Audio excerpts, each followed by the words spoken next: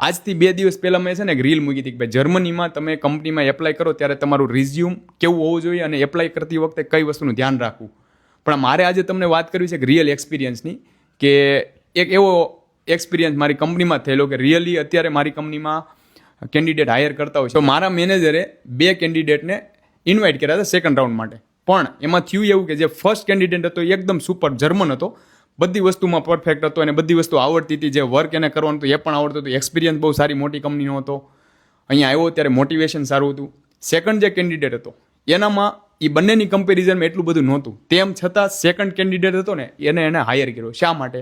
બંને લોકોને ઇન્વિટેશન માટે મેનેજરે મેલ કર્યો હતો મંડે.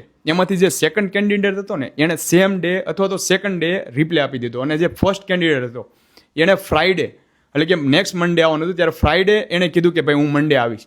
તો એમાંથી મારા મેનેજરે છેલ્લે એટલે ના પાડી કે ભાઈ એ કેન્ડિડેટ છે ને એ કે લેઝી છે, મને કોઈ એવું એમાં મોટિવેશન ન દેખાણું. તો કહેવાનો મતલબ એ છે કે ભાઈ કેટલી નાની નાની વસ્તુ આ લોકો ધ્યાન રાખતા હોય.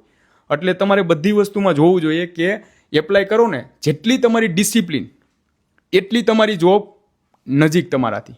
કોઈ પણ એપ્લિકેશન કરો એમાં તમારું જેટલું ડેડિકેશન ડિસિપ્લિન છે, તમે સીવી બનાવો છો, કેટલું તમે જોવો છો, કેટલી વખત રિવ્યૂ કરો છો, પછી એપ્લાય કરો છો, તો એટલી જ તમારી જોબ એનાથી નજીક છે. બાકી તમે એવું વિચારો છો કે મેં એક સીવી બનાવ્યું છે, મેં એપ્લાય કરી દીધું છે, ઇન્વિટેશન આવ્યું, એનો રિપ્લે તમે ક્યારે આપો છો, બધી વસ્તુ બહુ ઇમ્પોર્ટન્ટ છે. એવું નથી કે ભાઈ ચેટ જીપીટીમાંથી તમે કોઈ બી જગ્યાએથી કોપી પેસ્ટ કરીને મૂકી દો, તો એની સામે એ લોકો પાસે એવા જ સોફ્ટવેર હોય કે એમાં ઓટોમેટિક ફિલ્ટર થઈ જાય. આ વસ્તુ ધ્યાન રાખવા જેવી છે.